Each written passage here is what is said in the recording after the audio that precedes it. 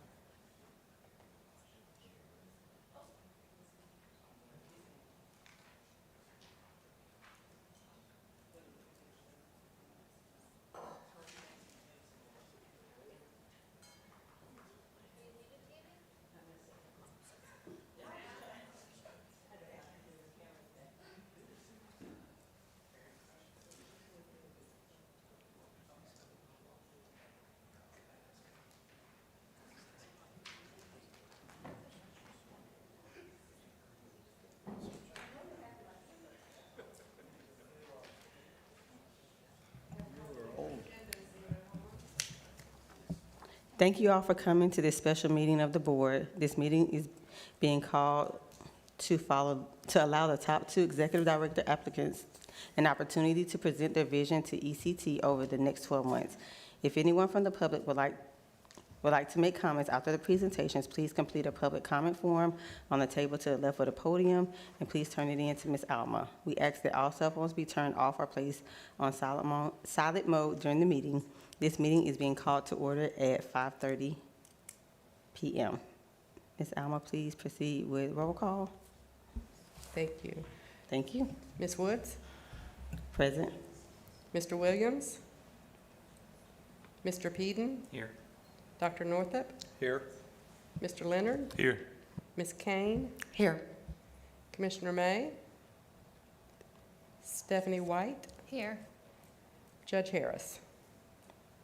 Okay, thank you. Just to let you all know, I don't have the public speaker form, but I do have a sheet of paper where they can fill out their name and put their address, and we'll call them up. Thank you. Mr. David, would you mind doing the pledge? Thank you. I pledge allegiance to the flag of the United States of America and to the republic for which it stands, one nation, under God, indivisible, with liberty and justice for all.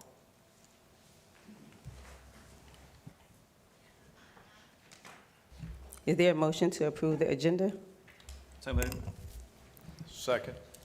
Any discussion? All in favor? Aye. The agenda is approved. Ms. Alma, can you please explain how we decided this would go? Or Mr. Yes, so I know we talked about this at the board meeting. Ms. Cannon went first in the interview process, so we've decided that Mr. Walker will go first tonight. Thank you. And I will update the roll call here. Thank you. Ms. Stephanie? Yes, so now we have 2 candidates that have made it to our final round, so we're so excited to have both of them here tonight out of 500. So whatever happens tonight, know that you made it to the top 2 out of 500. So that's impressive for both of you. So we have Walker Wilson and we have Miss Cannon, and right now we're going to let Miss Cannon go sit. We're actually going to put you in the back, in the break room in the back, because we were told that you can hear and see out the front. So we're going to let Ms. Cannon go sit with somebody in the back while Mr. Walker Wilson does his presentation, and he's going to do the first presentation. He's going to have 15 minutes to present his vision of the trust for the next 12 months, and I think he's had a chance to talk to all of us. And I know that I enjoyed my talk with him. I'm sure everyone else did as well. And then we have 45 minutes of question and answer after that. So without further ado, there's no other questions. We can go ahead and get started. Okay.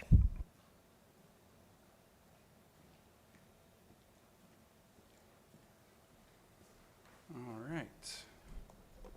Let's see here.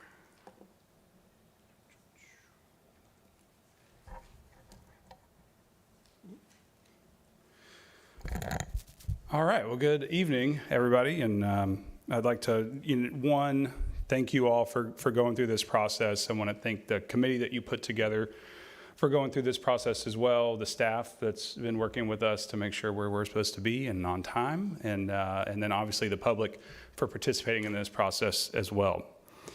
Tonight, I want to kind of walk you through my three-step approach for my vision for the trust over the next 12 months, and so we'll walk through that now.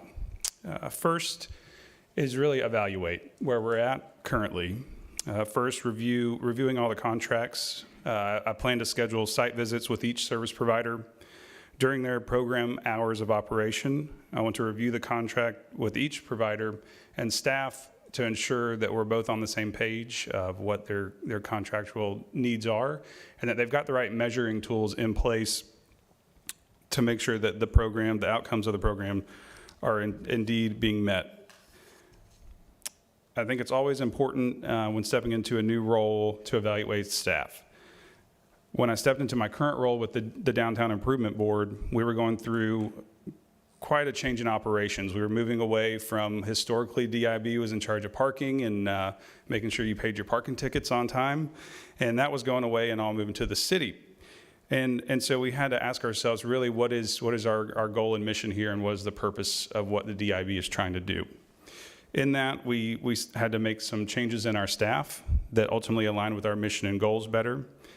And I think we need to certainly do this with the trust. Do we have too many staff? Do we have too little staff? Or do we have just the right amount so that we're making sure that these service providers have enough support from us as staff members, and that you, the board, does as well, and that we're able to let the public know what's going on with our organizations. I'd like to also schedule one-on-one meetings with each of you. I think it's important for us to all have a clear vision of what you all want as the decision makers and policy makers of this board, and get your top 3 or 4 priorities. Once I've done that, at the following board meeting, I'd like to sit down and we all kind of go over those together and come up with 3, 4, or 5 of those issues collectively that we can all target and go after. And that way we can really laser focus in on what our top issues are. I want to talk about reducing overhead or operation cost. It would be my goal to really follow what St. Lucie does at their Children's Services Council. They've got this 97-3 rule, if you will, where 7% of their overhead is going to admin and operations, 2.5 or 3% gets taken out by the tax collector's office for collecting all the ad valorem revenue, and really taking 90% to gear towards programming, the whole reason we're here. When the taxpayers went to vote for this referendum, they were voting to affect and change the lives of children, and I want to make sure that we're being good stewards of those funds and putting those into programming to help children. When I look at the budget that we have and try to determine what percentage of our revenue is dedicated to overhead or operating expenses, I see that we've got, and it might be hard to see on the screen, but we assume the revenue from last year, the fund balance as revenue or new money for this year.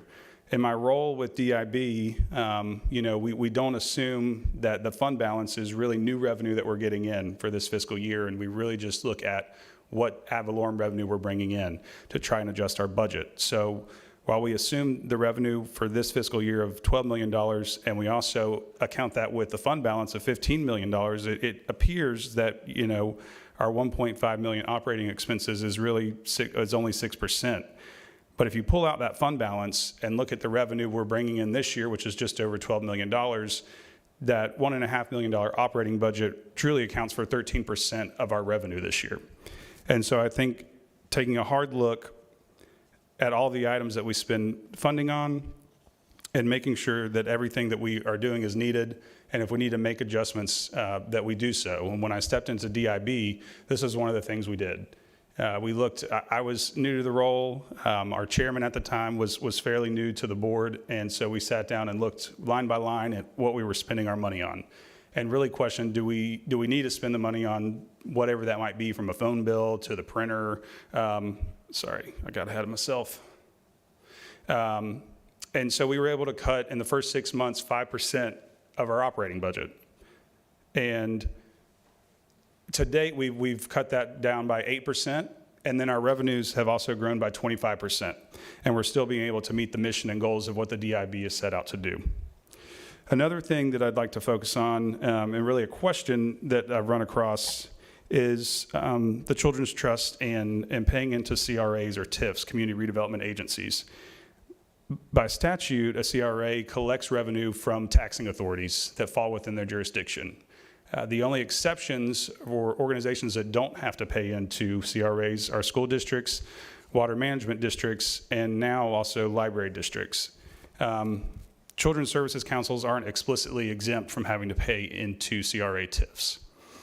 The DIB, we have to pay into the Downtown Urban Core TIF, and we've got a mechanism in place where we pay them, and then they return all those funds right back to us, and we're able to recoup 100% of our ad valorem revenue. We're also working this year on getting exempt out of having to go through even that process to where we don't have to pay into TIFs or the CRA, just like the school district and water management district. I think we need to find an answer and a clear answer on this for Escambia County. In my opinion, I think we probably should have been paying into the CRA TIFs over the past 3 fiscal years, and if the CRAs determine, by my calculations, if we are to pay in, then the trust is going to owe right at $1.4 million to the CRAs throughout the county and the city. You can see that Broward County and Miami-Dade County account for this expense in their budgets, and this is pulled from this year's budget that they have. And I did find a attorney general opinion from 2001 that shows Miami-Dade asking this very question: are we exempt from paying into CRA TIFs? And essentially the answer was, no, you are not, unless that CRA gives you an exemption. So I believe that this should be of high priority to, one, get a good answer for Escambia County, and then two, go through the process of working on an exemption with the county and the city. Because I think when the voters voted for this, it wasn't to develop neighborhoods or improve neighborhoods, it was to improve the lives of children in this community. And so I hope that our friends at the County Commission and City Council would see that. Kind of in the second approach here is looking at any necessary policy changes to bring to the board. One of those big ones would be how we communicate with you all as staff and really meet you at where you're at, right? Is the best thing a text, an email, a phone call, or one thing I do at the DIB is offer a standing meeting for any board member that wants to have one with me. And this has been extremely successful to keep the board members up to date. That can be once a month, meet once a week with our board chairperson. It could be twice a month, whatever that may be, and make sure that there's an open line of communication and that you're all getting the same information from me and staff. Also look at any contractual changes that we need to assist the grantees to ensure their success. I believe clawbacks being added, and especially as we go into the second round of funding, updating any contracts to make sure that there are clawbacks in place, and also stop payments added to organizations that are not in compliance but may be on their way to mitigating the issues that we see in their contract. The second would be to dedicate 80% of our funds to those 3, 4, or 5 key areas that you all see fit that we come up with. I believe that gearing 80% of our funds, which is around $8.5 million this year, will really help us laser focus on programs that truly affect the top issues that you all see. I'd like to leave the remaining 20% of our program revenue to be geared towards pilot programs and more broad stroke programs for those, especially for those smaller organizations that maybe aren't asking for these big grants, but we still have a space for them in these communities because a lot of them are already ingrained with these communities and know these communities so well. This would narrow our focus as an organization to tackle those issues that you see most important. And I believe that many of these issues have already been raised through your strategic plan. Those include infant mortality rates, prenatal care, VPK enrollment, third grade reading scores, youth mental health, and many more. You can see again that St. Lucie has taken this model and run with it, naming their top 5 categories that they fund every year. And under those 5 categories, there are several, service providers that are granted monies to kind of go tackle one of those issues. I also think building trust with the public. When I sat down with all of you, I asked you all, what does success look like in this role in 12 months from now? The one thing you all mentioned was public perception. The next executive director needs to have relationships with the communities we're serving and our community stakeholders. And I believe I'm that person that has built those relationships over the past few years with the Downtown Improvement Board and various other organizations I'm involved in. We all know the media attention and even Facebook attention the trust is getting, and it certainly leaves room for opportunity to grow in this area. I'm certainly no stranger to this with my time at the DIB. We've had our fair share of bad press, and my personal feeling is to own whatever decision is made by the board and support the board in their decision. It's imperative that staff informs the board on all decisions being made and gives you the information on both sides so that when you go to vote, that you know one way or the other which way you stand and which way the public may see the issue. And then our last one here is transform. We've seen the success with community schools have had in this county, and I think that supporting those community schools and trying to bring more into our community could be a huge win for the trust.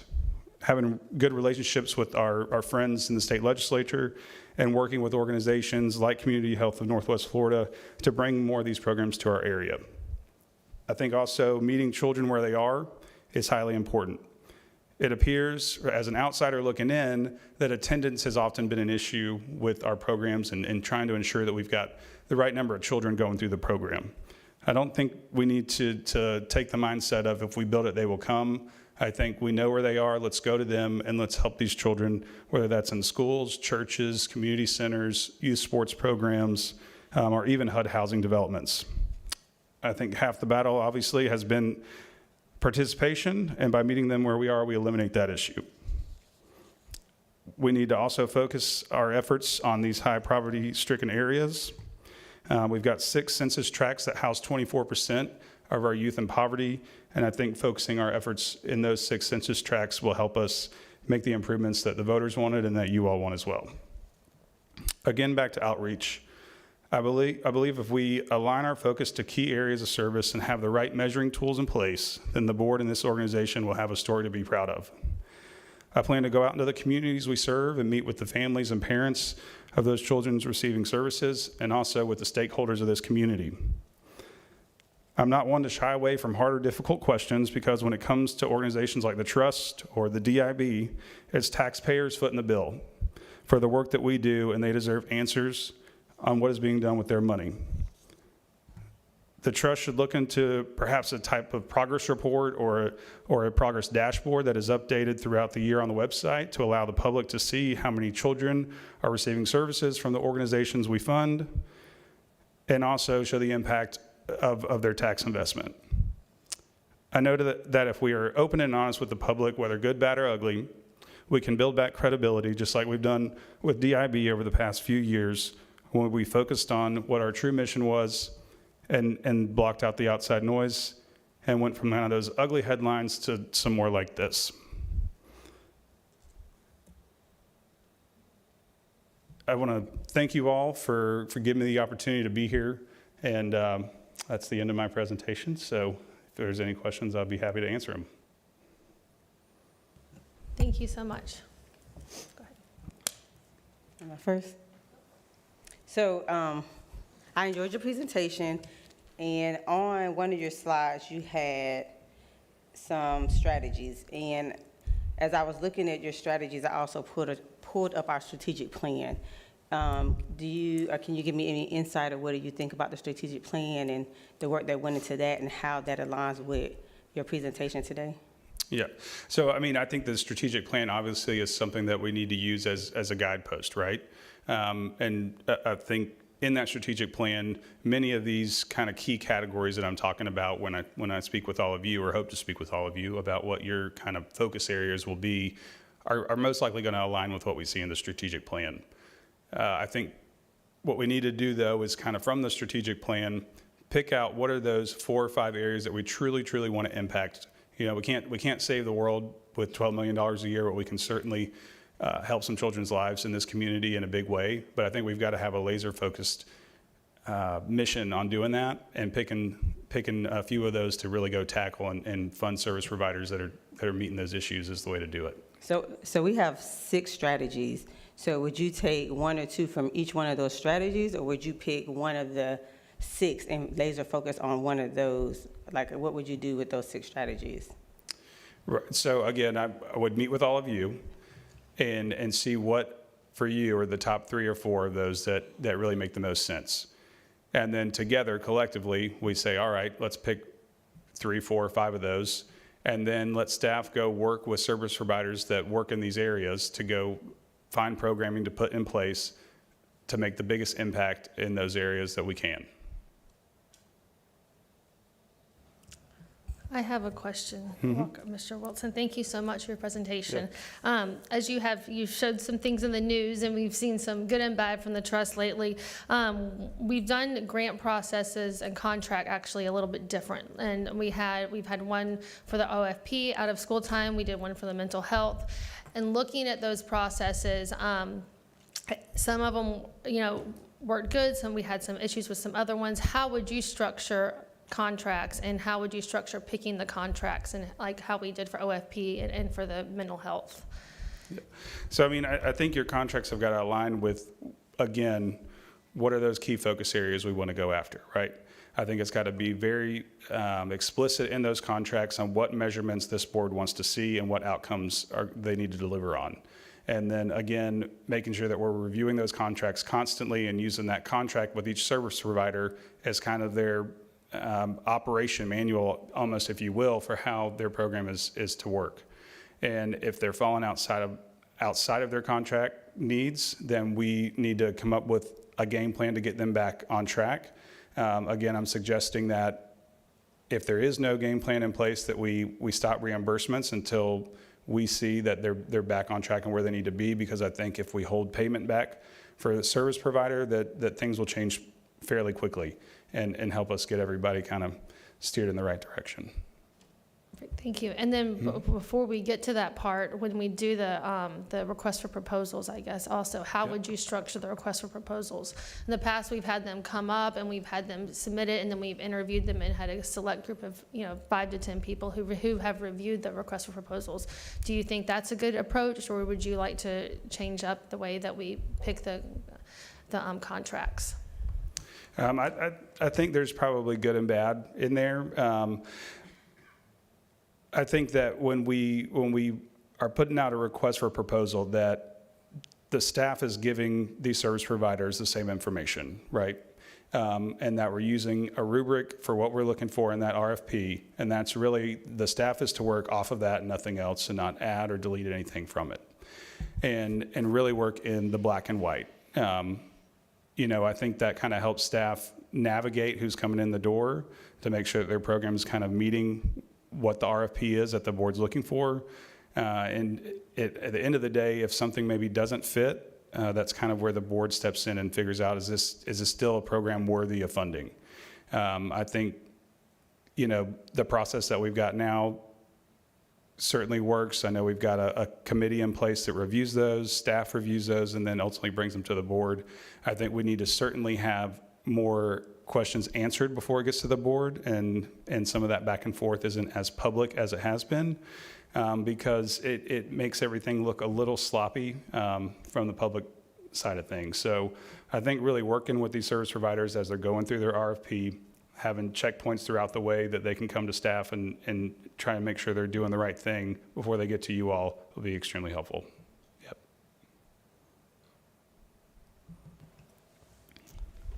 Walker, thank you again for not just the presentation tonight, which I thought was very informative and interesting, showed a lot of work on your effort researching a lot of this information, but subjecting yourself to this entire process, which I know has been lengthy for you.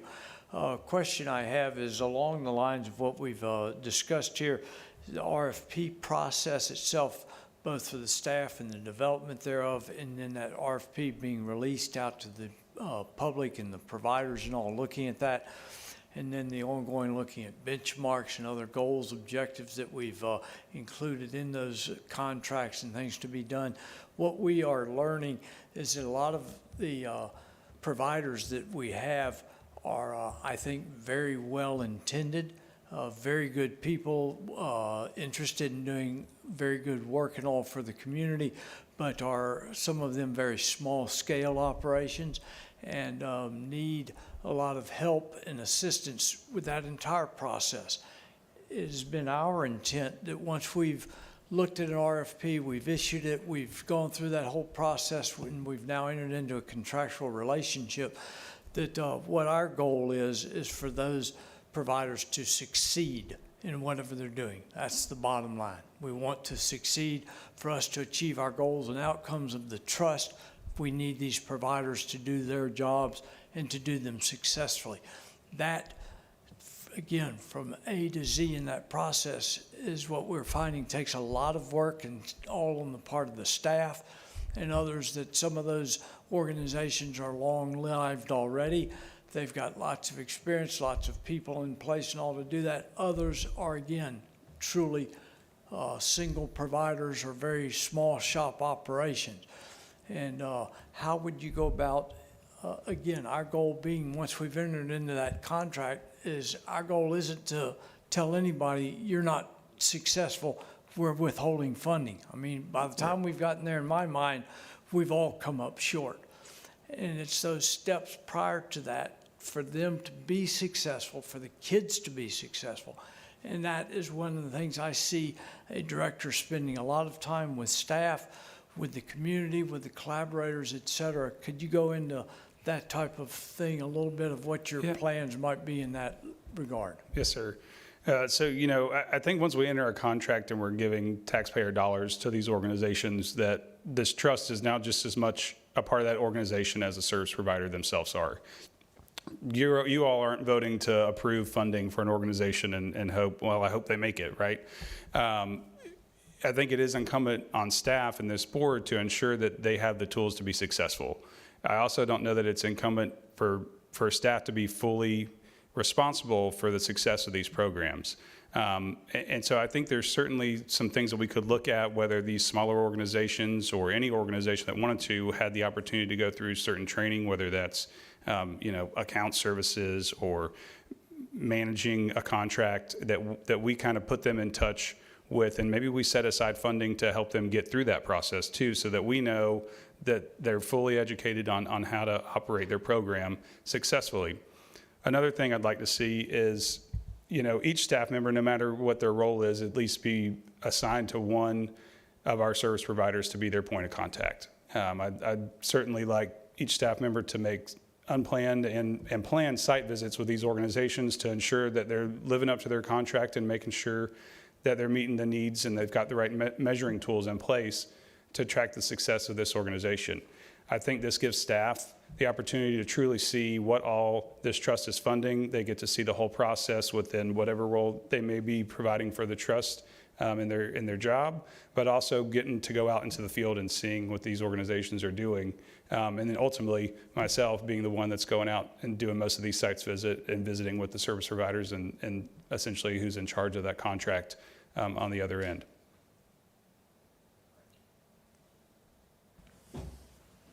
Mr. Wilson? Okay. Mr. Wilson, thank you for your presentation. This is a selfish question on my part. Yes, sir. Serving with the school district and also on the trust. What are one or two items, I'd like for you to be able to list two, that you believe your leadership and this trust will be able to do to assist our school district and, more importantly, the students in our school district towards success in school and in life? Yes, sir. So, kind of going back to meeting the children where they're at, I think, for the most part, the children are at school. We obviously have truancy issues with some of our schools, but I think that the trust should be here to support the school district and making sure that we're funding programming, whether that's through a third-party provider that's coming into the schools to put on programs, or maybe they're coming before or after school. I think one of the big things is third grade reading scores. I can remember when I was at Scenic Heights Elementary, I had to go to a reading class in second and third grade because I would read something and forget what was there the whole time, right? And so that's certainly being able to go into some of those smaller groups and having reading coaches and really helping the school district with, I know y'all have limited funds on what you can spend things on, that the trust can certainly help aid in that. When you look at third grade reading scores for the county, about 2/3 of our children are on grade level at third grade. If you look at kind of those 6 census tracts I was talking about, where 24% of our children in poverty live, those reading scores are cut in half. And, it might be somewhere closer to 25-30% of those children are on grade level reading when they leave the 3rd grade. So I think, one is looking for organizations that can go into the schools and bring reading coaches and work with your staff to have them kindergarten through 3rd grade, being able to pull these students out of certain classes and kind of help them get caught back up and on grade level. The other thing is VPK enrollment. That's not specifically geared something that you do, but I think it certainly helps when children walk into the door on day one. We've got to do a better job of getting our children enrolled in VPK programs. We see the data that they are much more, they're certainly more ready for kindergarten when they step in, and that kindergarten readiness rate is always a good stat to look at when we're seeing the success of what a child's going to be throughout their school. Their entire time in school, I should say. And so I think being able to fund, whether that's transportation to VPK programs, funding a VPK program maybe in areas where these students are and maybe they can't get to a VPK program, extending the hours of a VPK program so that, mom and dad don't have to worry about, well, we can only go for 3 hours and our schedules don't fit within that. Are we able to help support getting that to 6 hours, and that helps them be able to drop off and pick up with their job as well. So I think those 2 things are pretty big ones. And again, I think those are easy things to measure and track and see success in a fairly short amount of time. Yeah, I have one question, the same question I asked the next candidate as well. And thank you for applying, and thank you for your interest in Escambia County. Can you tell me, I'll refresh my memory because I believe I asked this when I met you, your connection to Escambia County, and also can you tell me the impact you have made on children rather than this county or another county? Sure. So we moved here from Northwest Georgia about 6 months before I started kindergarten. And I grew up here, went to public school, kindergarten through 12th grade. And so this is home for me. I went off to Auburn University and lived down in Tampa and in Houston, but I always had a plan to move back here. And I did that almost 7 or 8 years ago in 2016. So that's truly my connection to Escambia County. As far as working with children, I was a Escambia County School District mentor for several years at Global Learning Academy. Worked with that same child through the Big Brothers Big Sisters program for about a year. Served on the Escambia County School Board Foundation for a number of years as well. And also when I moved back in 2016, started a charity with a group of my friends called On Bikes Pensacola, where we have a mission to give every child in this community a brand new bike, helmet, and lock for Christmas. To date, we've given away over 4,000 bikes to children right here in this community. And so I would say that's probably my biggest one. So do you mind going back to the slide with the 3%? Which one? That slide you had like with the numbers, 97.3? Yes. So the one after that one. This one.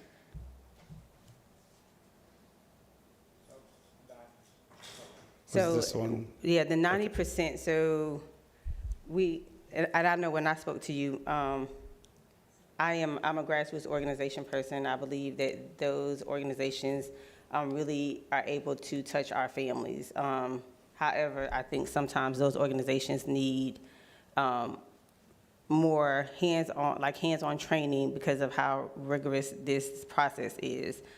And I know you talked about the staff helping and a staff being assigned to those. So we have maybe 28 grants, right? 28 out right now. And out of that, you said 3% would be admin. So would you consider training being part of that 90%, or would you consider training part of that admin? I would consider that if we were to fund some sort of training for these organizations, I think that would be considered part of that 90% of that program revenue because it's going to help that program succeed, would be my take on it. So that reprogram. The 7% operating costs would be, what are we paying for the lights in the office? What are we paying for the copier, the cell phone bills? What are we paying for staff? Any outside contracts that we have with service providers, whether that could be accounting, legal, marketing, anything of the sort. And why did you pick the county that you picked to compare us to? Because it was a similar size budget as ours, and it seemed like, and they had a very good annual report, I thought, online that showed,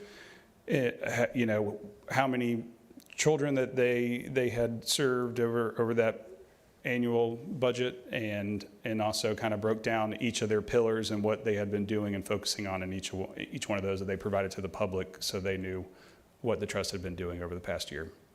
And, well, you may not know. I just was wondering how many grants they may have had, because I know, so we already have the grants out now. So would you, if you were to get the position, how would you, that 90% that we already have spent, so, and then you mentioned the other 4 or 5 goals, how would you juggle what we already have out there with new objectives that we may have, like as far as the money being spent? Because that would be 30 or 28, and we have a limited staff. Right, I get it. I think looking at kind of this new direction that I'm talking about is certainly from this day moving forward. We've already entered into contracts with all these organizations, right? And this wasn't what the program maybe that they signed up for. And so I think monitoring what we've currently got and then trying to realign our focus so that we're making sure that we're tackling these kind of high and, these big ticket items that we want to try and see us move the needle on and really go after those as we move forward. Whatever contracted services we've got and what that grand total is would fall under this 90% of revenue for the year, because we're already in this fiscal year and we've already been reimbursing programs for what they've been doing. And then you mentioned this 1.4 million that we may be subjected to pay. What would that come out? That would come out of that 3% as well? That would really just come out of, that would have to be a completely different line item that we would have to look at. In my opinion, that would kind of fall under that 3 or 2.5% that we see with the tax collector. I fear that, honestly, the trust should have been paying into the CRA the entire time and no one particularly caught it. And I think we just need to get a clear answer on this question before we're another 3 or 4 years down the road, and then the answer is yes, you do have to pay, and this number has ballooned well over $1.5 million. So could you go to the slide with the 3%? With the breakdown. So under the taxes, like what percentage? I'm sorry, that was the one after that one. Oh, sorry. So, okay. I just wanted to look at that. I was just picturing it in my head, so thank you for, Yep. I know I'm asking you questions on the fly. That's okay. I was taking That's notes. what this is all about, right? Yeah, I was taking notes, so I'm like, wanting to look at that and then like compare it to my notes. So thank you for being flexible. No problem.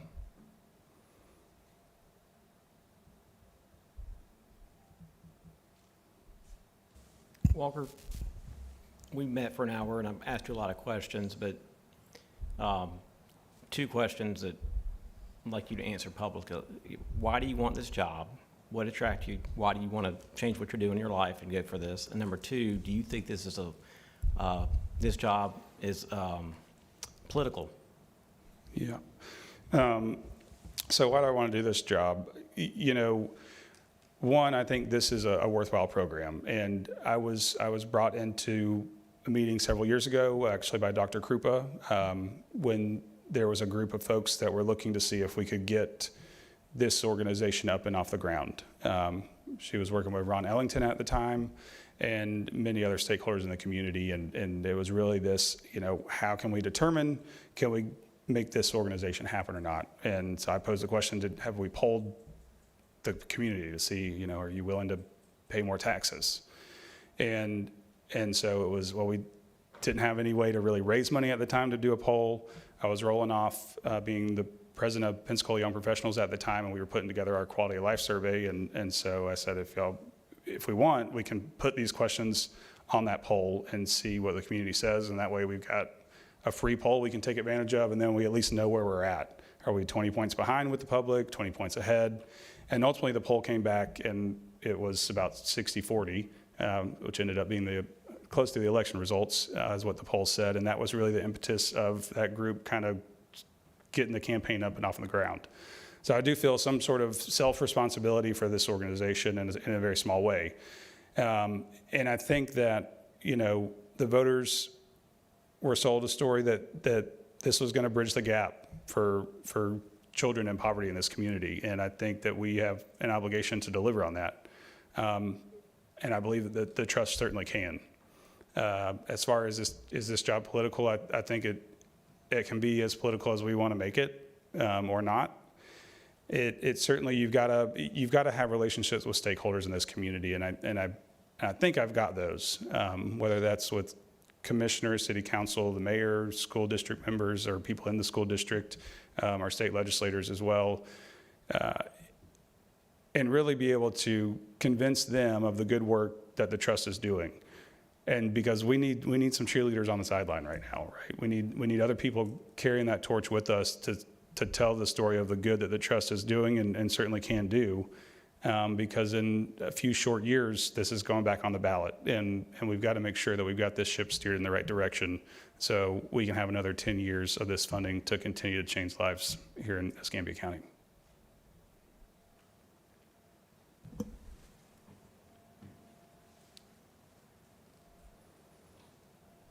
Thank you, Madam Chair, and I apologize for my tardiness, but we're doing a toy giveaway and an awards banquet right now, and I slipped out. Walker, I mean, obviously, if you watch the trust, I've repeatedly said that we should be true to what we said on paper.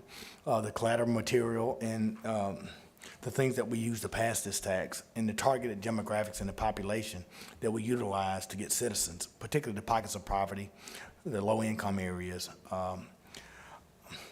In my opinion, we've missed the mark, and sometimes, I mean, we've hit it often, but, I mean, my question would be, how will you propose or ensure that we're gonna make sure that we first hit those pockets of poverty and help those children that we utilize to pass this tax? Right, so, and one thing that I touched on earlier was I think we've got to meet the children where they're at.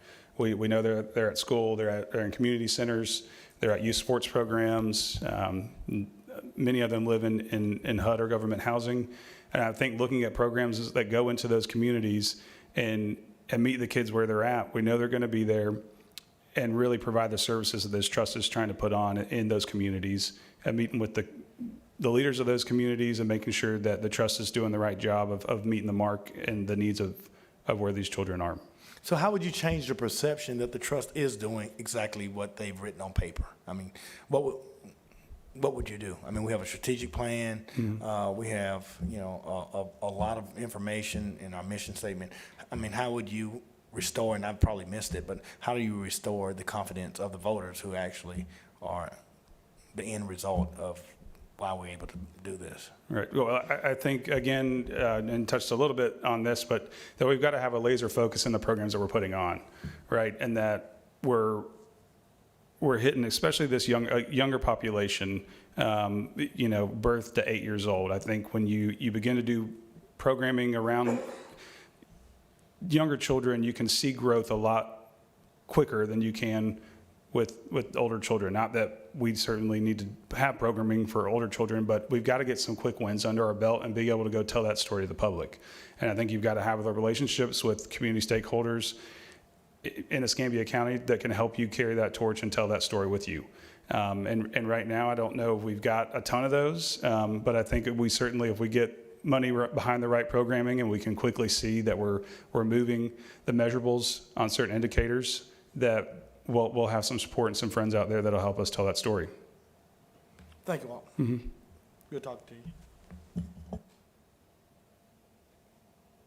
you. I'll ask another question. We talked a lot about contracts and the process of contracts, and tell us your experience in handing out contracts and working with contract providers. Yeah, so The DIB, we've got our main contract is with a cleaning service that we've got downtown. It's the biggest portion of our funding that we expend. Just a little anecdote about that story, but we were with the service provider out of Cincinnati, Ohio. We didn't quite think they were meeting the need. They didn't have any backup support for the staff that they had here.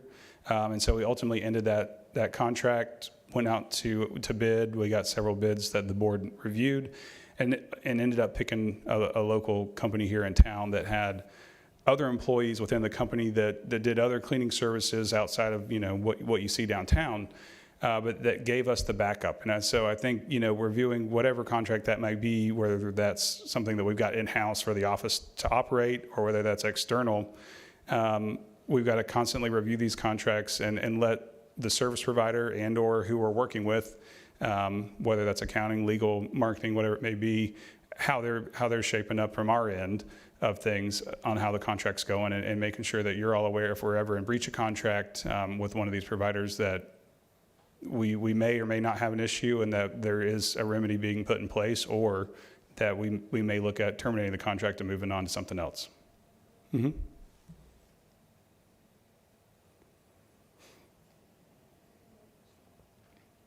Are there any other questions? All right, thank you so much, Mr. All right, Wilson. thank We you. appreciate you. Thank you. All right, I guess you can switch with Ms. Cannon.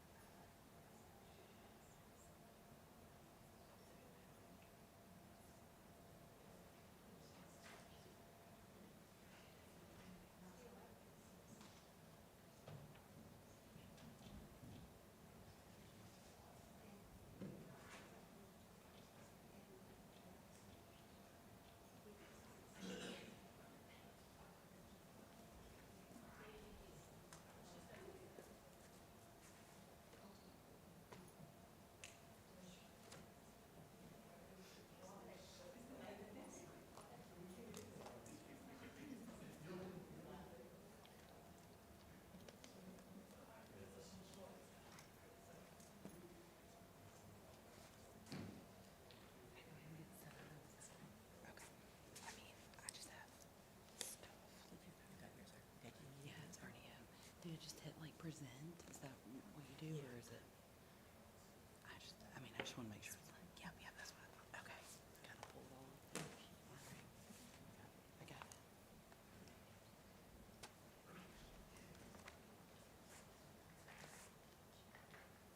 it. We're ready when you are. We're all back. Okay. Well, you move this down. Okay. Okay. There we go. Okay. Well, first of all, I want to thank you all so much for the opportunity to be here. I want to, and for all the time that I got to speak to you individually. It was really impactful for me. So I want to start with you all, though, with my why. I think it's really important for you to understand, even from our conversations. I'm going to share a very personal story with you. There's only a few people in my life that actually know this story, but it really is the why of what I do. So fresh out of college with my psychology degree, I decided I was going to be a child abuse investigator. And in those days, there were not cell phones that were not bag phones that were plugged into your car.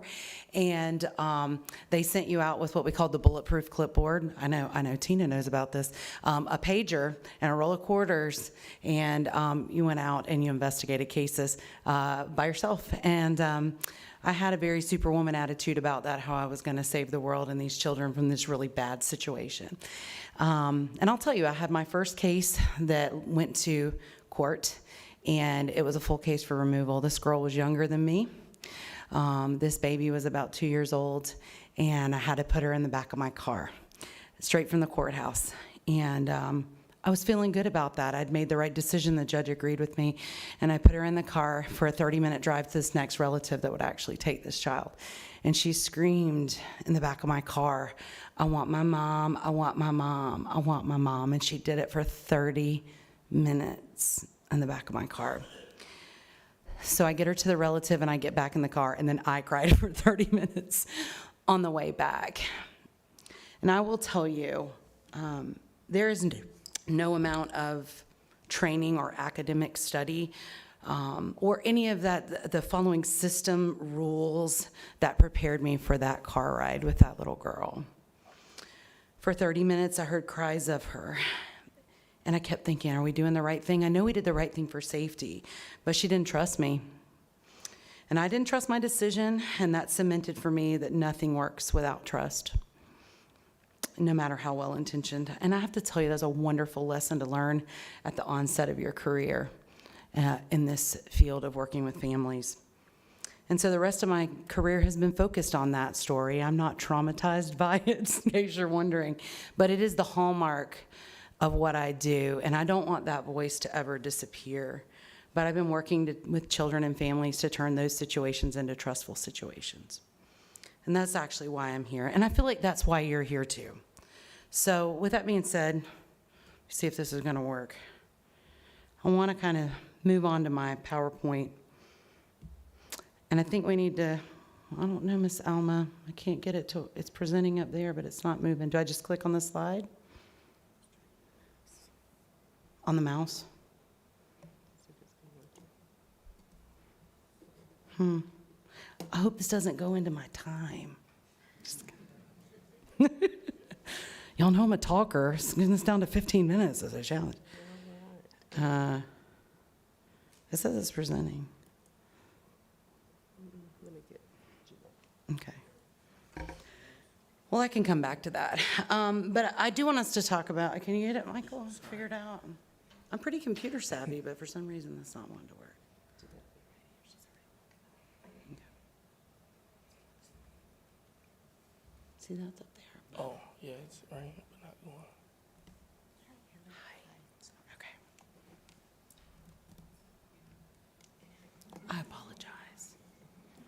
I mean, I can just click on it if you want to take it out of presentation mode, if that'll work.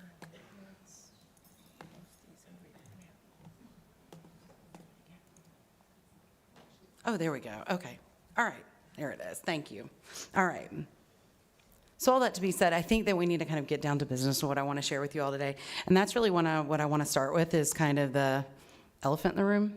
I think that we need to address that very clearly if we're going to start a foundation with someone new. Our reputation does not reflect the mission that you signed up for. You're no different than that 21-year-old girl in that car at this point. You want to garner trust of those people you're serving, but you're left wondering, did I make the right decision? Is the next problem going to be dropped in my lap? Have we accounted for everything that could come our way? And I'm going to tell you, we can change that if we wholly embrace our mission. I'm a real believer in mission, and I think I've shared that with all of you. But it's not just a statement, it's a mandate for us. It was a mission statement that was carefully crafted, and it's not a platitude, but rather it should be a guide as to who we are, not only as board members, but as staff and as the community supporting the trust. So our mission statement, I'm going to read it really quickly. The purpose of the Escambia Children's Trust is to invest in the well-being of children within Escambia County by maximizing resources and ensuring accountability through investment and in support to community provider programs through a competitive review process. We shall serve to collaborate and support necessary educational, preventative, developmental, treatment, intervention, and rehabilitation services for children within the county through funding or through cooperative agreements where otherwise not prohibited. So a lot of words, but I want to kind of break that down for you and root this whole conversation in a deep dive into what that mission really looks like for you. Oops, let me move back this way. I think we need to start with being mission forward. So as we're dissecting it, I want to start with revenue maximization. That was a big hallmark in this. So this is really rooted in, for me, financial practices and contractual relationships that are practical and proven. As nonprofits, I think we're commanded to understand the fact that our 501c3 is a tax status. It's not a business plan. Okay, so we need to be clear about that. Another elephant in the room that needs to be paid attention to, and it's also when people sign contracts with the taxpayers of our county, there's an expectation of that financial acuity and responsibility that has to be there. These are not unrestricted funds, which we love those in nonprofits, by the way, because we can do whatever we want with them to help children. But these are contractually geared dollars and dollars that are geared toward actions that lead to successful outcomes for children. We cannot operate on sympathy or favoritism. But we should rather root ourselves in the mission of maximizing what the nonprofits and the Escambia Children's Trust can bring to the table through strategic funding partnerships, and also so the trust can come alongside those and support those initiatives where gaps exist and those missions intersect. When we start to treat our nonprofits as our business partners in local endeavors and vice versa, we're going to start to see accountability on both sides of the house. When we have contracts that establish expectations, outputs, and outcomes, as well as some of that well-defined risk, we need to make sure they understand the risk. We move our mission forward. And we can live up also to our core value that you have of being solution-focused. I want to talk about accountability. Now, I know this can be a little bit of a sore subject based on the last couple months of what you have gone through as a board. However, we can't establish trust with the trust without some level of accountability related to our mission statement. In fact, accountability is important, is so important. Not only do we say we're ensuring accountability through investment in our mission statement, accountability is also listed as one of our core values. So we must focus efforts in dissecting our current data, our programmatic challenges, financial challenges, or otherwise to ensure that accountability. And what I will tell you is that many of your providers are in fact performing. They are accountable to you and they are producing outcomes that they promise the taxpayers. However, we've got to set that standard of expectation of all providers. And if we have no expectations, we should accordingly expect that in return. So this is not a new problem either. I feel like I've shared that with some of you. This is not new to nonprofit work where things don't work out. It's just new to you. So we've got to set that standard of expectation. However, when they fall short, it's incumbent upon us to get rid or get to the root of the why. And this starts with those working relationships with our nonprofits. If we're anything, it needs to be rooted in accountability on both sides of the house. And we have to take the approach of problem solving through issues with our contracted entities when they experience it and get to the yes or move on from those initiatives. When I started as my executive director role in 2017, I was accountable for around a $4.7 million budget, which has grown since then. And now I'm accountable for over $10 million, which includes about 30 different funding sources and mixtures. So that's private, different contracts, foundations, endowments, et cetera. They each have their own expectations, by the way, of financial accounting for those dollars, for reporting, different systems that we have to put in. But what I will tell you is the way you work through that and you mitigate potential issues is through collaborative work with your partners and who you're funding, and vice versa. Despite what others may feel, you can't agree to disagree and move on from a situation with somebody's dignity intact. I don't think we have to go down a road of putting people in shameful situations. Oh goodness, I gotta keep going, all right. Well, but the truth is, I will say this, some of life's greatest lessons are learned through loss and resiliency. Quality, I wanna talk about quality because we hear that word thrown around a lot. That is not results, okay? Quality is the care in which we provide services in the most informed and evidence-based way. It dovetails really into that other core value we have of compassion. Are we approaching our projects in a trauma-informed way? Are we engaging that parent voice? Nothing about me without me. Are we doing that? Are we hearing what parents want, or are we just pushing agendas and programs that sound like what they may need? Quality is the metric by which we deliver services, but it is not the outcome. It's the measure of parent engagement. It's a measure of access, data, participation. It's the way by which we deliver services for the well-being of our children and young people. We've got to put that into our bylaws, our policy and procedures, and we must lead the way in ensuring that our contracted entities are like-minded in that approach to ensure quality in all aspects of their work. And that we're doing, and what we are doing, in fact, is leading to positive results for children. It is, one piece of that puzzle, not the whole, okay? But you have to have a team that can help you identify that quality as well, and to help you understand how that one piece of the puzzle fits into that whole child experience. So quality is going to lead to those great outcomes that you're seeking. Investment in child well-being. Now, many of you think of this as kind of the contracting process. For me, I feel like this is actually related to results. When we talk about child well-being, we're referencing the whole child, not the parts and parcels. Of course, we know that this can ebb and flow, but if we're dedicated and unflappable, and we get this house in order, and we maximize resources, we provide accountability and ensure quality, those results will, in fact, be there. And when results are there, our families start to turn the corner. And when results are there, our staff start to reap the benefit of the mission that they signed up for. And when the results are there, it's because the board has been informed of all scenarios related to decision-making with the executive director. The board can mitigate challenges and can also celebrate successes.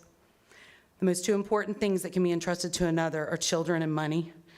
And the Escambia County taxpayers have entrusted us with both. When those results are there, our integrity and reputation for a successful initiative that the taxpayers can get behind will also be there. So outcomes related to child well-being is the top priority, and so much it's the hallmark of the real point in the mission statement. And this is something you've heard before. So I want to show you guys this. Do you remember this from your strategic plan, page 9, if you want to look at that? This is the organizational brand ecosystem model developed by the ID group. Listen, I know those are a lot of big words, okay? Even when I looked at it, but it's what I've been describing to you. It's what I've been sharing with you. If you want a great image, identity, and culture, it's got to be rooted in performance. And I know this works because this is exactly why my budget that I currently oversee has grown and doubled since 2017, because people, donors, funders, investors pay for performance. They do. So when we set expectations through qualified experience, we garner results and we garner trust, which in turn improves our reputation, which I think is where we all want to go. But it's one thing to have a plan like this, and I will say this, but if you do not know how to read it, understand it, implement it, and bring it to fruition, this plan's going to be only as good as the paper that it's printed on. But if you view it as a true roadmap and guiding principles and how you work together, how you work with me, how you work with staff, we can get there. We're not going to be just mission forward, we'll be mission accomplished. So, thank you. That's my presentation for you. I'll be glad to answer any questions that I can. Whoever wants to start, you can go ahead. Well, I asked this question to the last candidate, and so I'll ask it to you again. As you know, what we do, we have had different processes for handing out contracts. We have the RFP process, and we've done some other ways in the past, but for the RFPs, we had the out-of-school time and we had the mental health. Those are two big ones we had. How would you structure that process? Would you have done it the same way we did it, whereas we had the RFP and we had 5 different people review their proposals and then score them? How would you do that, or any suggestions to make it better? Well, I'm not sure of all the processes that may have occurred prior to that review process, right, with the whole group. But I will tell you, that's not unlike what our federal funders do as well. So they bring together, and I actually like this process because I'm one of them, and they fly you to DC and they sequester you, like I was in the backpack there for like a week. reading like these grants, and they're hundreds and hundreds of pages, and you've got to read 10 in a week. So it's kind of a crazy, and they keep coffee outside your room all day.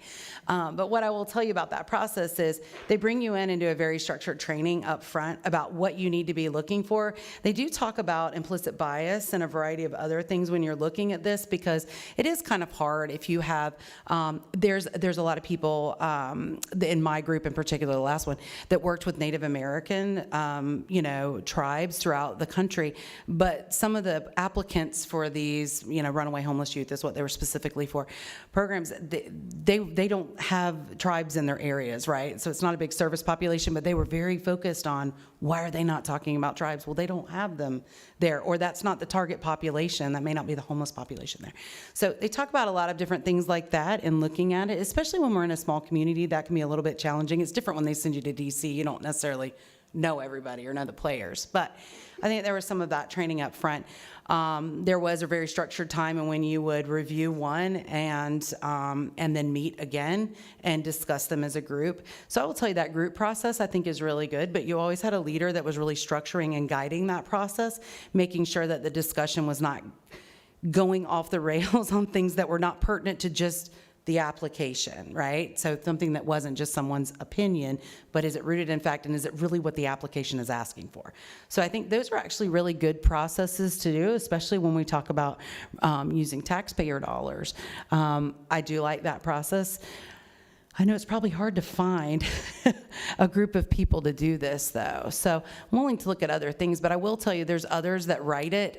They do it just as an administrative group and review it and fund it back out that way. So anything related to child welfare typically goes to those funders. They have their internal crew that reviews it, and they let you know when you get the money or not. So I've seen it done a couple different ways.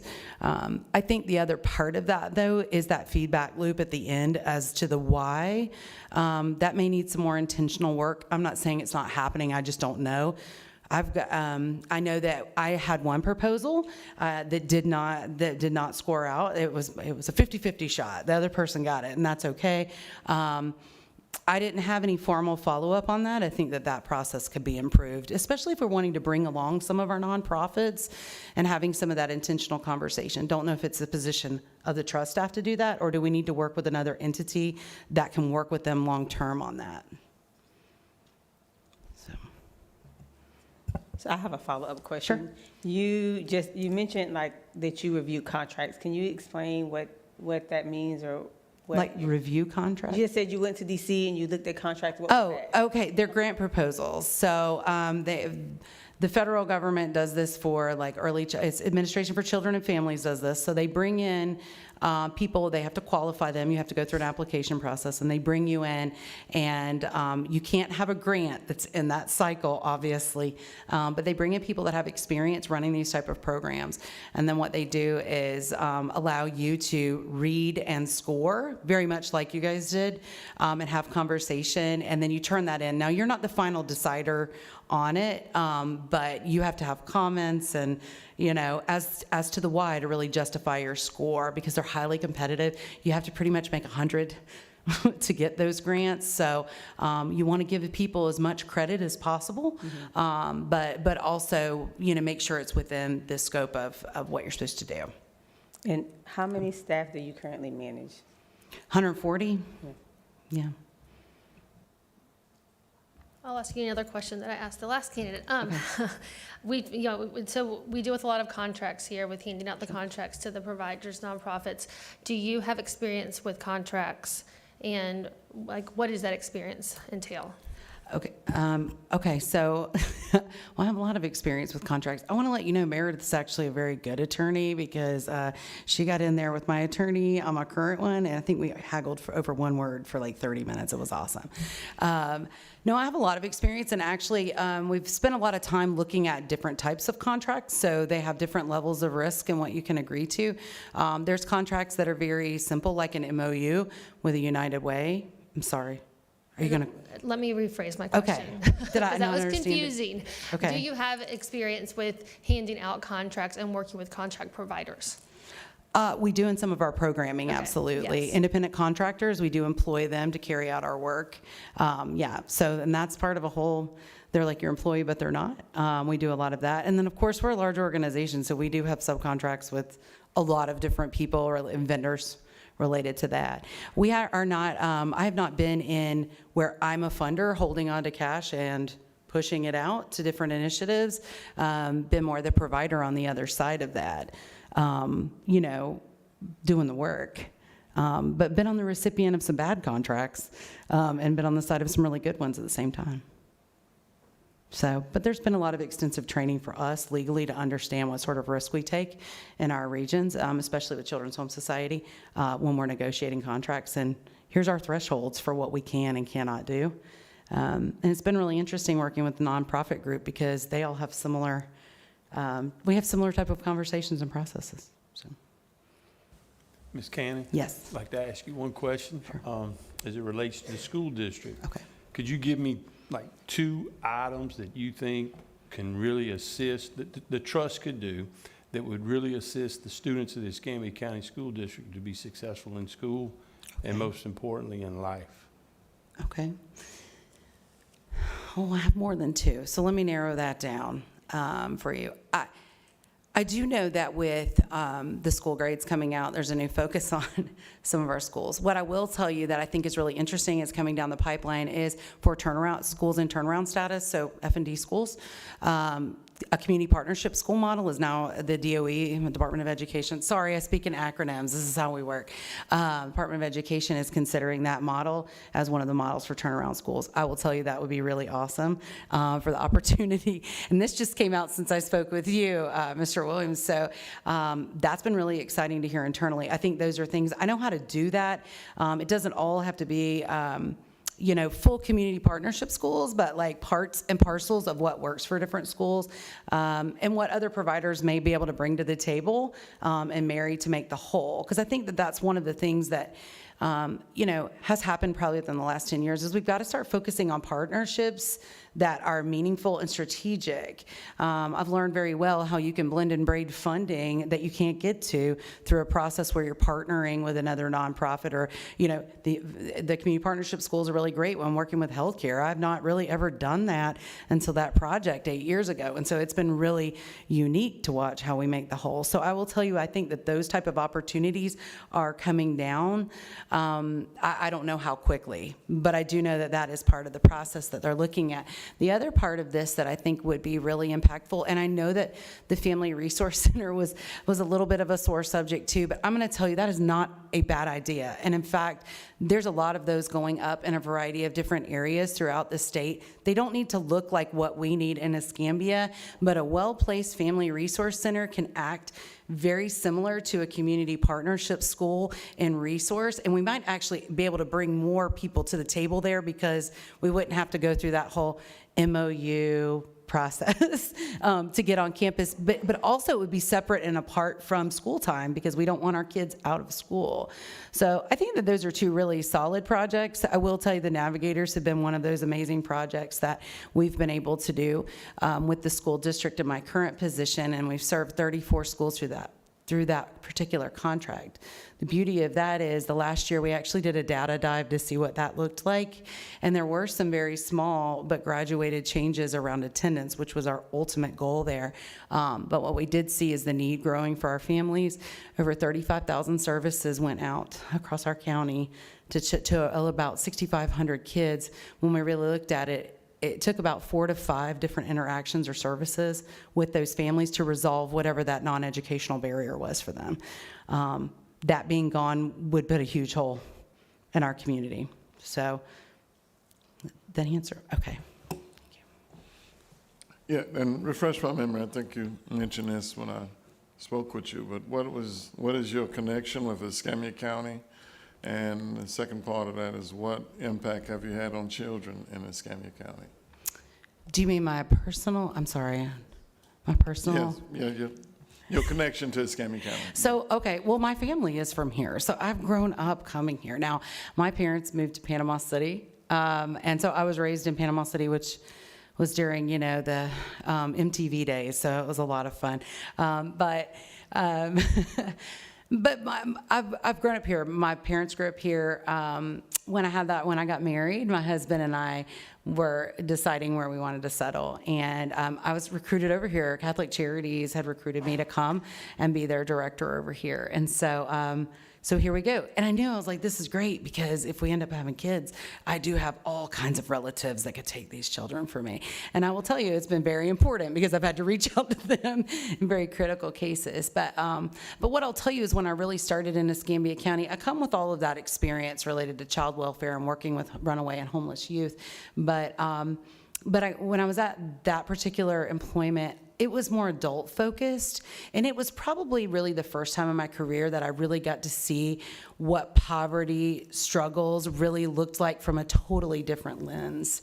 Working with these families, they were showing up for emergency assistance to get the rent paid or to get the lights on, but that was the whole thing. It was a stopgap for that moment. It was not a long-term plan, and so they had a really unique process called Bridges Out of Poverty that really worked with families on that long-term process, because it can't be fixed overnight, and a job's not going to do it. These issues are compounding and compounding and compounding.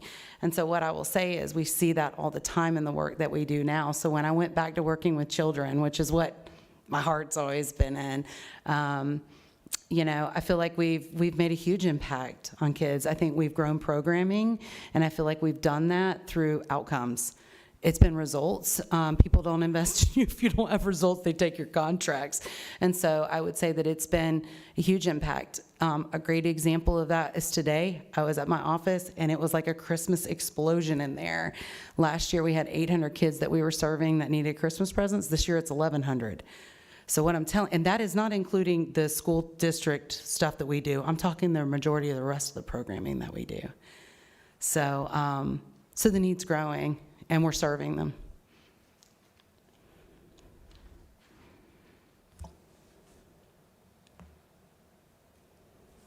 Thank you, Madam Chair. Hey, Lindsay, thank you for your presentation. And probably if you've listened to the trust meetings, I probably said the same thing redundantly, and I said it to the last guy. The collateral material that was utilized to pass this tax, particularly the children in the pockets of poverty in the 32505, 32501 district, and although we have to help all kids, I've always said that we need to concentrate, laser focus more on those kids. I mean, what's your thoughts on that? Well, I have lots of thoughts on that. I've spent a lot of time in 32505. I think that's the epicenter. I mean, and I don't know if you all know that, but that area, that is, I know you've heard it, but it's the epicenter of every single social service problem that we have exists.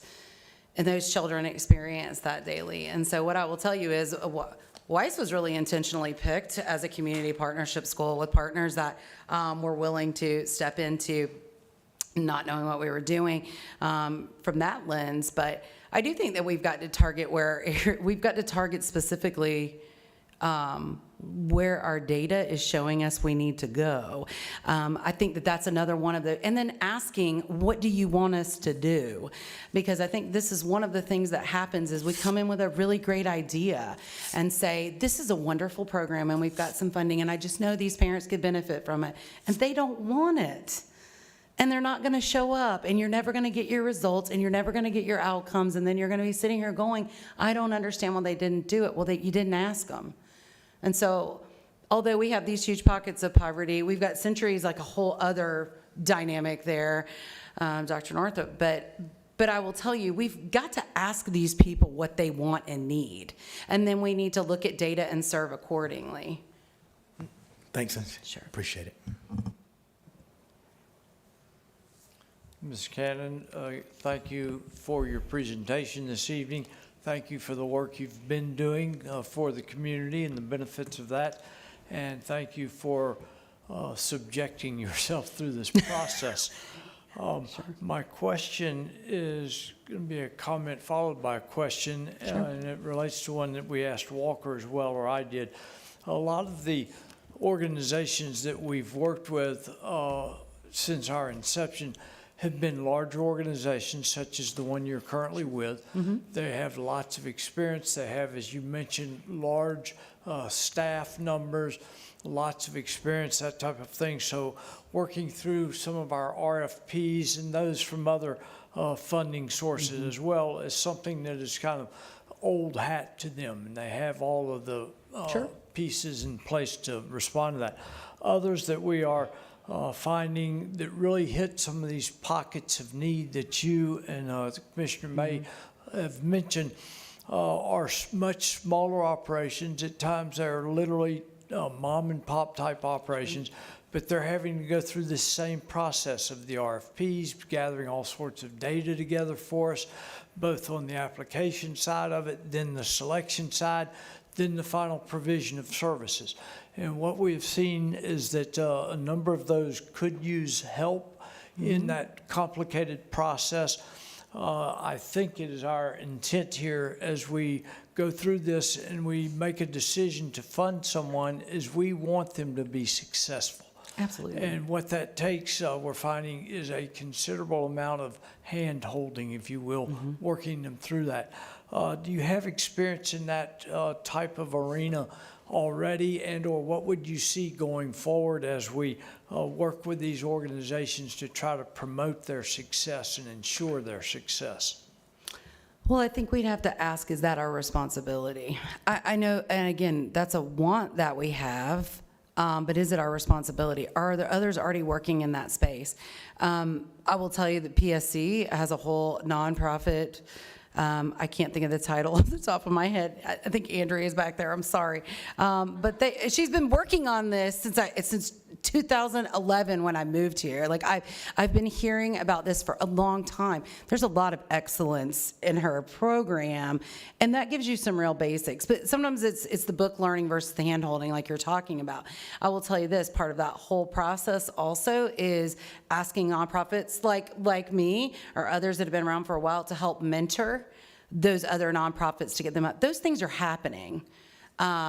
They're kicking off in January, as a matter of fact. So those things are happening. United Way is doing micro grants. They're little small ones, like $5,000, and they're not meant to be as intensive, but they do have to. You have to go through some of that nonprofit process. Do you have your SunBiz? Do you have your, if you had an audit, you have to submit some of those things to show that you have the ability to manage that money appropriately, because you do have to account back to them for what you've done with it. And so I think there are some resources already out there. We might need some deeper partnership with the trust around that, specifically about this is what we're going to be looking for. This is what our RFP process looks like. This is what an ITM process looks like. This is what we're talking about when we're talking about a startup project versus an expansion of an existing, because those are two totally different things when you look at them. They really are. And I think that's sort of some of the things that have happened without a school time too, is that we had some brand new stuff mixed in with some expansion. And so it kind of gets lost in the mix, if you will.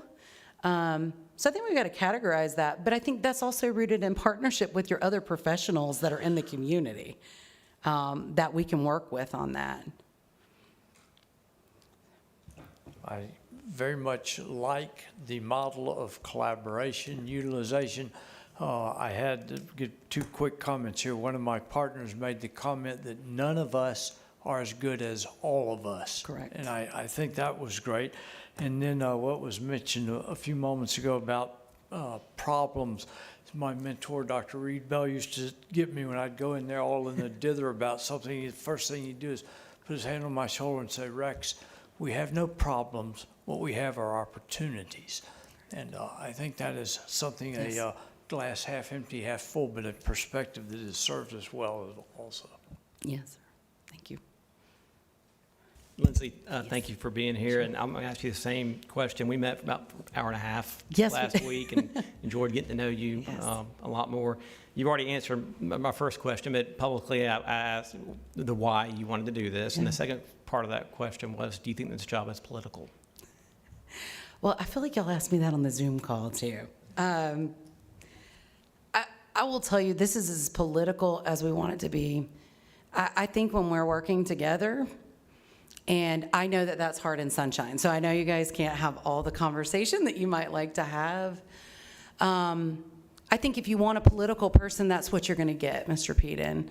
I'm a straightforward, pretty ethical person. I want to do what's right for kids. And so I can get lost in that, and people are going to make phone calls, and they may say bad things about me. But I want to be fair to the others, just like this whole process here. You know, what's really interesting about this process to me is that I could have picked up the phone and called a variety of you guys and said, I'm applying for this, and I'd like your vote before I walked in the door. But I didn't do that. I followed the process. I did it in the sunshine, and I didn't call any of you until it was time, and I was told that was appropriate to do so. So what I'll tell you is that's how I operate. I'm an above board kind of person. So I think that those things are going to be there, but it's really rooted in our relationship and how we work together and how we get to the yes for our kids and keep that mission in the forefront always. And we will get through the politics that are going to come our way. If you've got a pot of money, people are going to want some. I mean, I think that that's just the reality. But I think that if we know where we're heading with our kids and what our mission is around that, and if we stay focused as a group and not individuals, then I think we can overcome a lot together. Thank you. Thank you. Any other questions? Okay, thank you, Ms. Cannon. All right, thank you all for the opportunity. Can I say one more thing? Sure. I just want to share with you, as I close out, you know, child well-being has been my life's work. Someone said that to me the other day. They said, Lindsay, this is your life's work. I really still probably think of myself as like the 21-year-old girl, but it has been 23 years that I've dedicated myself to doing right by that little girl that was in my car. And while I've had the pleasure of seeing children and their families impacted in some very wonderful ways throughout my career, I feel like there's so much ready to do. And I just want to let you all know I'm ready to get to work. So, thank you. I go back there with Walker, or do we, what do you think?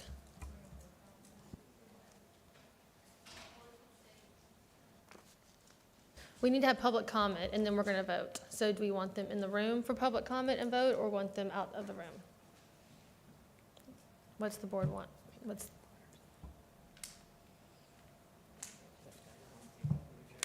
Okay, they can come out then.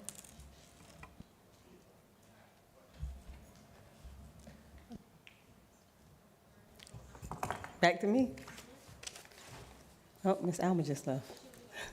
I mean, do we have any public comment? Do we have any forms? Oh, yeah, that paper. I'll wait for her to come back to see if we had any public comment.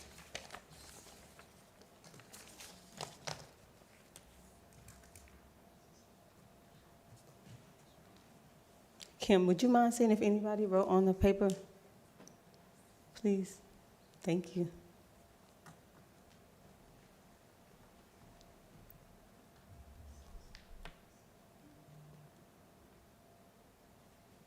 We have one, Mr. Rodney Jones.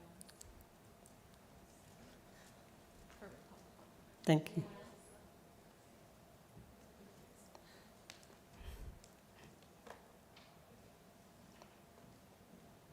Would you like to come up? Yes, sir.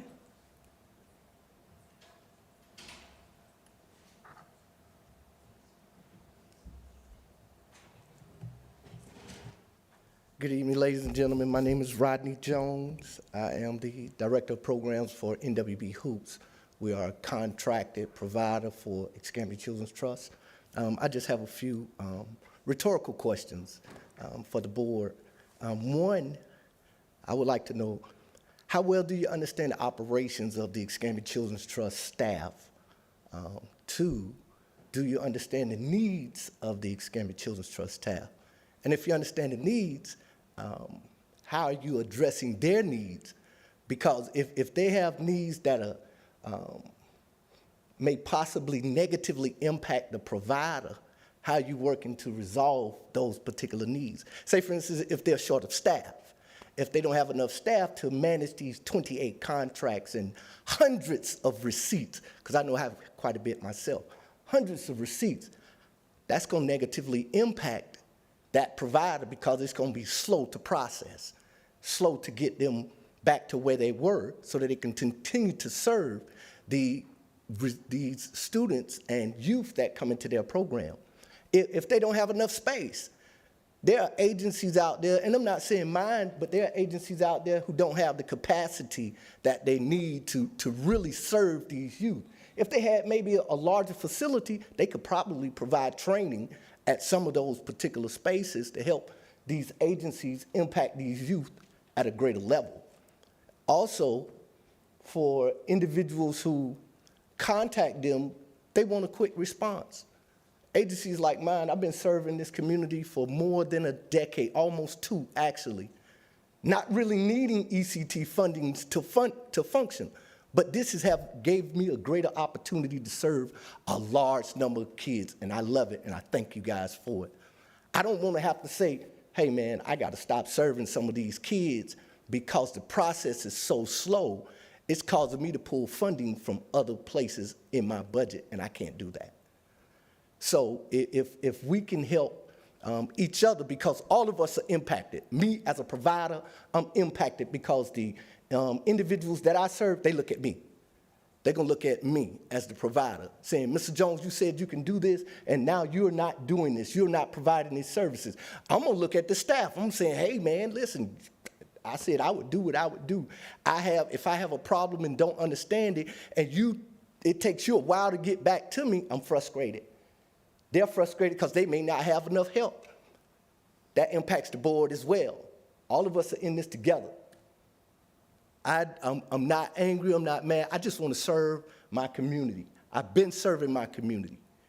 And I want to continue to do that, but we have to work cohesively. If we don't work together, it ain't going to get done. I invite all of you to come, check us out, see what we're doing, watch us work. Because that's what we want to do. We love to do that. Don't mind scrutinization. I love it. Somebody got to be held accountable. Mr. Jones, your time is up. Thank Thank you. you. Thank you. Any more? Was that the only one, Kim? That was the only public comment? So we are on to next steps.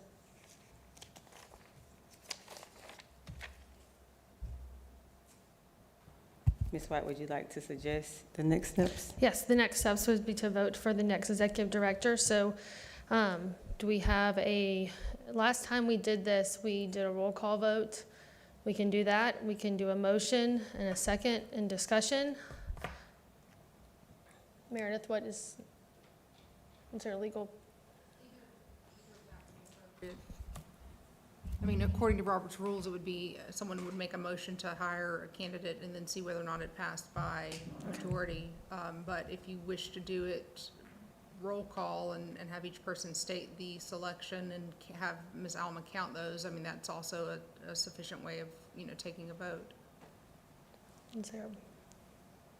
What does the board want to do? I don't, Ms. Meredith, I'd like to ask you this question. Does this entity have the opportunity in this situation, because I've seen it in other governmental entities, where the board has the opportunity in personnel decisions to have executive sessions? So there is an opportunity for executive sessions, but not in this case. It would only be if you were facing litigation or something like that. But there's no way to go outside of the sunshine. So the vote, either way, would have to be in the sunshine. Okay. Then I'd suggest you do Robert's Rules of Order, since we said that's Sounds our good. parliamentary procedure. Is there a motion?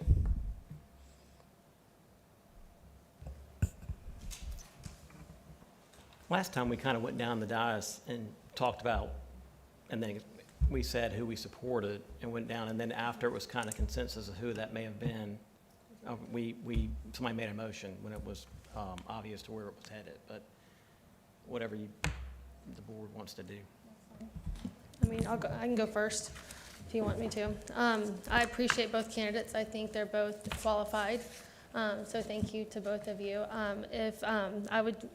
My recommendation is for Ms. Cannon, because she has the more experience in the child welfare. She also has more experience in staff and working with staff. She has a large board of directors and is able to handle that. And I think Mr. Wilson would be great. However, I think Ms. Cannon has the experience in managing contracts and managing staff and managing people and the child welfare experience. So that's my recommendation. I would go with Ms. Cannon as well, basically the same reasons. Her length of history in managing contracts, the type of contract she has managed, the population she has worked with for 20-plus years as well, very familiar with the community and those communities that we're trying to serve right now. I agree, both are very good candidates, but to me, the majority of experience and expertise would lay with Ms. Cannon. My good fortune from the school district is no matter what happens, I get to work with both of them day in and day out. If you look just at experience with child welfare, there's no question about who has the most experience. That is Mrs. Cannon. If you look at what somebody's been able to do in our community, turn something around that had a very, in a very dark time with a downtown improvement board, Mr. Wilson's done a tremendous job. So the school district's going to win either way. Thank you.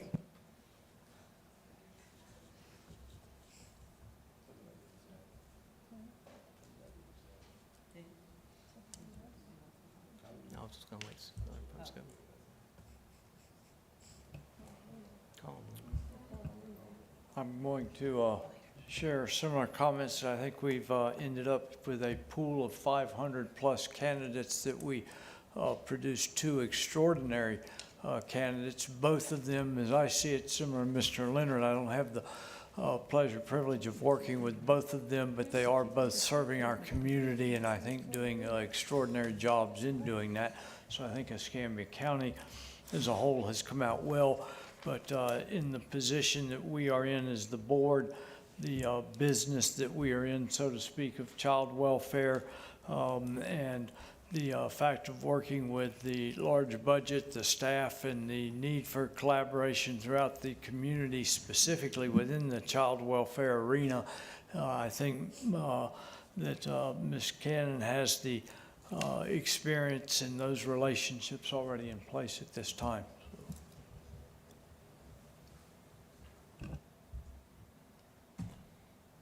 Thank you, Madam Chair. And I have the good fortune of working in youth development and links with prevention for 35 years, and had a conversation with Lindsay and with Walker, and I like them both.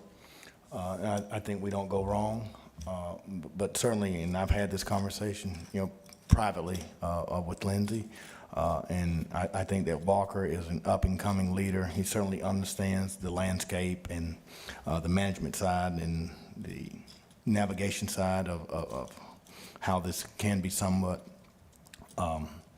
not necessarily political, but it has to be, someone that's engaged. And so I've certainly listened to both. Didn't need to be here tonight. I should have been out giving out trophies and toys, but I am here, which is a misfortune.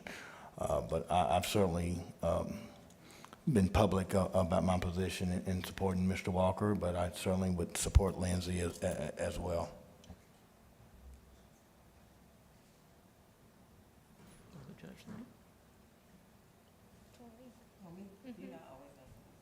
You not always have an opinion. And I know, and again, I know both candidates personally, have worked with both of them personally, so I was very, I tried to be very, only by paper, not based it on anything else. I asked both of them the same questions when I spoke to them the other day. I believe both of them have a love for our community, being in the field that I am with nursing and actually being a CPS investigator as well. That child welfare component is, I think, extremely important to working with the families that we work for. And so if I had to go one way or another, it would be Lindsay because of that background and working with the increasing that revenue from the 4.7 to 10 million was like a big green flag for me, and working with the 30 different funding sources, because if you sat on those grant applications and saw how much work that was, I think that is probably where we could really use some expertise. And I think that's where her expertise would be able to help our staff and help alleviate some of those issues that we have with, because as a board, we aren't experts in that, and so we really need somebody to help us fine-tune those grants. Also, when I asked her about her experience with reviewing those government contracts, again, we aren't experts in that, and sitting through those, I think, makes her a great candidate for us.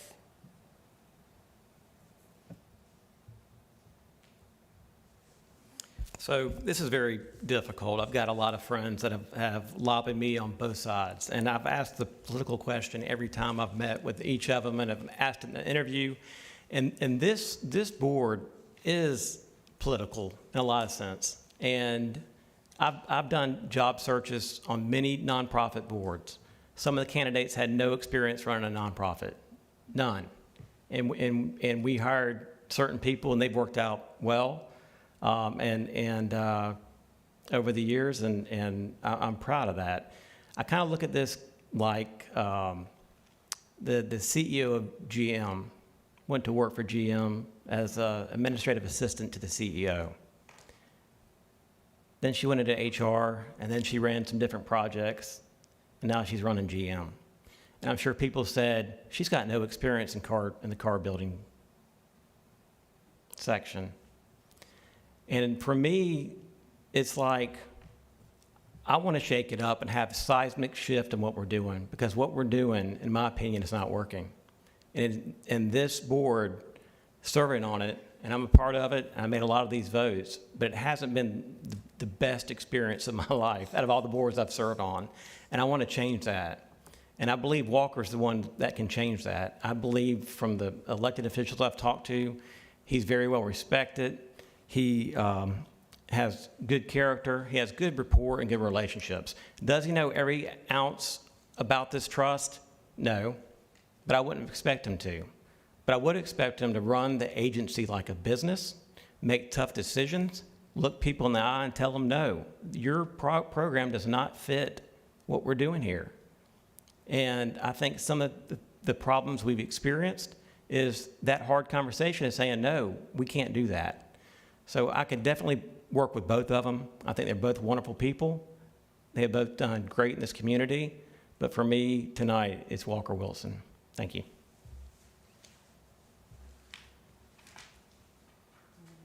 Mr. Williams and Judge Harris. Mr. Williams and Judge Harris, did you have a comment? Yeah, we still comment, or we just vote? Roll call. Is that what you? That's second for Walker Wilson. I'm sorry, who, was that Commissioner? I'm assuming Walker, since he said Walker, he's making a motion for Walker.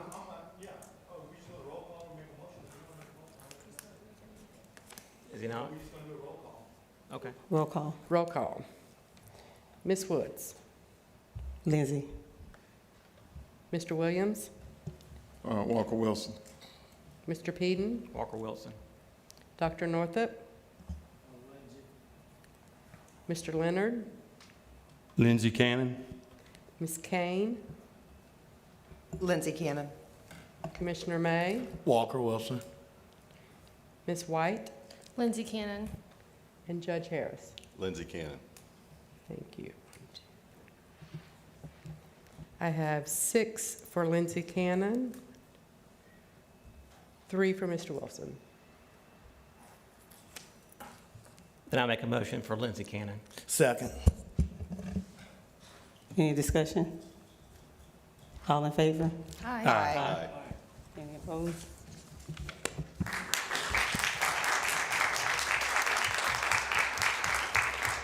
Congratulations. What's next? What is next? Let me look at my agenda. Madam Chair, I think that I'd like to make a motion that the board chair work out the contract details with our attorney and Ms. Cannon. And then we'll bring it back to the board next month to ratification. Second. Any discussion? All in favor? Aye. Any opposed? And I want to thank Mr. Wilson for being here and everything you've done. Yes, We really appreciate you. So with no further business, the meeting is adjourned at 7:12 PM. Thank you.